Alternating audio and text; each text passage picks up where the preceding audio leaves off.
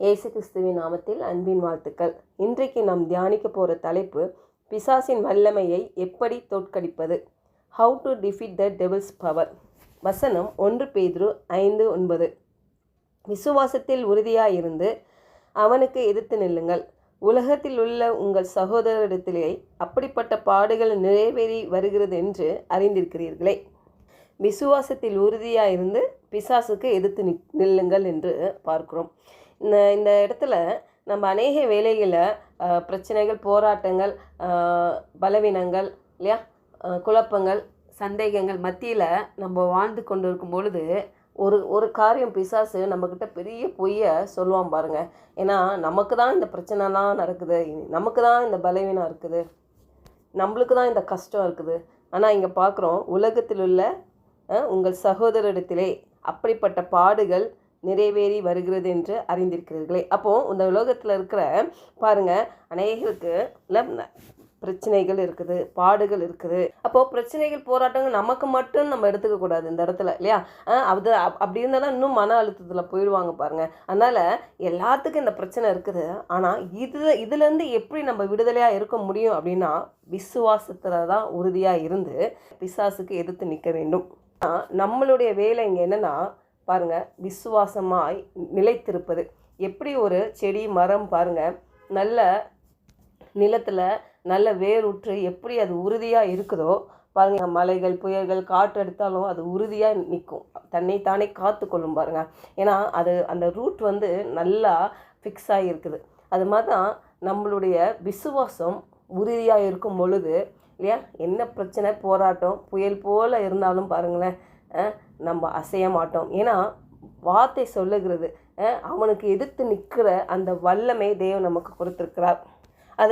அதுக்கு பெரிய ஆயுதமே தேவனுடைய வார்த்தை மட்டுமே. தேவனுடைய வார்த்தை இருக்கும் பொழுது பாருங்கள், பிசாசு பயப்படுவான். தேவனுடைய வார்த்தையின் அடிப்படையில் தான் நம்ம ஒரு அஸ்திவாரத்தை கொண்டு பாருங்கள், அதன்படி செயல்படும் போது தான் பாருங்கள் நம்ம பிசாசை தோற்கடிக்க முடியும். நம்ம விசுவாசத்தின் அளவு ரொம்ப முக்கியம். தேவனுடைய வார்த்தை நம்ம இருதயத்தில் எந்த அளவிற்கு நிலைத்திருக்கிறதோ பாருங்கள், அந்த அளவு நம்ம உறுதியாக இருப்போம் விசுவாசத்தில். தேவனுடைய வார்த்தை நம்ம இருதயத்தில் அந்த அளவுக்கு உறுதியாய் நிற்கும் பொழுது பிசாசின் வல்லமையை நாம் தோற்கடிக்க முடியும். பிசாசின் ஆக்ரோஷமான அந்த பகைமை காரணமாக தான் பாருங்கள், கிறிஸ்தவர்களாக நாம் ஆவிக்குரிய விதத்தில் விழிப்புடன் இருக்க வேண்டும். எபேசியர் 6:10-18 பார்க்க முடியுது இல்லையா. நம்ம சர்வாயுத வர்க்கத்தை பயன்படுத்தி பாருங்க, ஜெபத்திலும் ஆவிக்குரிய அந்த போரிலும் பிசாசை எதிர்க்க வேண்டும். இந்த வேளையில் எனக்கு தாவீது, கோலியாத்து தான் நினைவில் வருது பாருங்களேன். அந்த சிறிய தாவீதுக்குள்ளே தேவனுடைய வல்லமை இருந்தது இல்லையா. பாருங்கள், அந்த வல்லமையை வைத்து தான் பாருங்களேன் அவன் பெரிய கோலியாத்தை முறியடித்தான். பாருங்கள், அவன் கையில் எதுவுமே இல்லை, பட்டியம் இல்லை, ஒன்றும் இல்லை. ஆனால் கோலியாத்துக்கிட்ட எல்லாமே இருந்துச்சு. ஆனால் இவன்கிட்ட என்ன இருந்தது தெரியுமா, அந்த விசுவாசம் இருந்தது. பாருங்கள், கர்த்தர் எனக்குள்ளே இருக்கிறவர் பெரியவர் இல்லை. எத்தனையோ முறை சிங்கம் வந்தது, கரடி வந்தது, அதெல்லாம் ஒன்றும் இல்லாமல் ஆக்கிட்டேன். நீ என்ன, நான் தேவனுடைய பிள்ளைன்னு சொல்லி அந்த இடத்துல விசுவாசமாய் உறுதியாக நிற்கிறான் பாருங்கள். கடைசியில் அந்த கோலியாத்தை வீழ்த்தி அவனுடைய அந்த வாளை எடுத்தே என்ன பண்ணுறான், அந்த கோலியாத் தலையை சிரசம் பண்ணுகிறான் பாருங்கள். பிசாசு நம்மை குறித்து, நம்மளுடைய வாழ்க்கை குறித்து, நம்மளுடைய குடும்பத்தை குறித்து, எதிர்காலத்தை குறித்து அவன் என்ன திட்டம் வைத்திருக்கானோ பாருங்கள், தேவனுடைய வல்லமை ஆகிய அந்த வார்த்தையை வைத்து கொண்டு பாருங்கள் அவனை வீழ்த்த முடியும். அவன் வைத்திருக்க திட்டத்தை கேன்சல் பண்ண முடியும். பாருங்கள், நமக்கு ஒரு 3 விதமான எதிரிகள் இருக்கிறாங்க. ஒன்று பிசாசு, 2வது இந்த உலகம், 3வது மாம்சம். பிசாசு ஒரு சிங்கத்தை போல பாருங்கள், சுற்றி திரிகிறவன் போல இருக்கிறான் இல்லையா. இந்த சிங்கங்கள் பாருங்களேன், வேட்டையாடும் போது பலவீனமான, தனிமையான, இல்லை பாதுகாப்பற்ற அந்த விலங்குகளை தான் தேடும். அப்போது அவன் பாருங்கள், நம்மை விழுங்கி அழிப்பதற்காகவே அவன் வகை தேடி கொண்டு இருக்கிறான். அதனால தான் பாருங்கள், நம்ம சூழ்நிலைகள் ஒருவேளை பலவீனமாக நம்ம உணர்கிறோம் அப்படின்னா உடனே தேவனுடைய வாக்குத்தத்தம் இருக்குல்ல, பலவீனன் தன்னை பலவான் என்று சொல்வான். அப்போ அந்த விசுவாசம் உள்ள வார்த்தைகளை நம்ம என்ன பண்ணணும், இருதயத்தில் ஆழமாக வைத்து அதை வாயில் அறிக்கையிடணும்.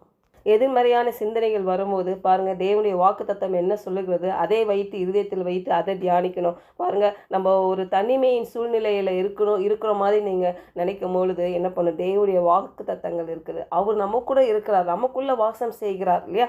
பாதுகாப்பற்ற ஒரு சூழ்நிலை இல்லையா, நம்மளுக்கு ரொம்ப ப்ரொடெக்ஷன் தேவை, நான் ரொம்ப பயத்தில் இருக்கிறேன், இந்த மாதிரி ஒரு சூழ்நிலையெல்லாம் இருக்கும் பொழுது தேவனுடைய வார்த்தை இருக்குது. பயத்தின் ஆவியை கூடாமல் பலமும் அன்பும் தெளிந்த புத்தியுள்ள ஆவியை கொடுத்திருக்கிறார் இல்லையா.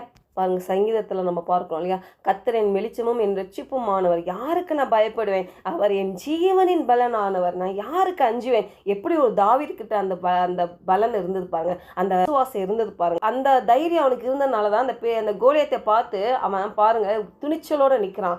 இன்றைக்கு அதே துணிச்சல் எனக்கும் உங்களுக்கும் வேண்டும். அப்போது நம்ம ஜீவனுள்ள நாளெல்லாம் நன்மை கிருபை தான் நம்மளை தொடரும். அதே விசுவாசிப்போம், அதே வாயில பேசுவோம். அப்போது எதிர்மறையான சூழ்நிலைகள், பிரச்சனை, போராட்டங்கள் மத்தியிலே இதை நம்ம சொல்லணும் பாருங்கள். இல்லை, தாவீது பாருங்கள், அவனுக்கு அங்கே நிற்குது ஒரு எதிரி, அந்த இடத்துல தான் அவன் விசுவாசத்தோடு நின்று அதை சவாலை எதிர்கொள்ளுகிறான், வெற்றி சிறக்கிறான். தேவனுடைய வார்த்தையை வைத்து அதை தோற்கடிக்கணும். ஜெபிக்கலாம். பரலோக தகப்பனே, நாங்கள் தியானித்தது போல் ஆண்டவரை விசுவாசத்தில் உறுதியாக இருந்து பிசாசுக்கு எதிர்த்து நிற்கிற அந்த வல்லமை எங்களுக்கு நீர் கொடுத்திருக்கிறீங்க ஆண்டவரே.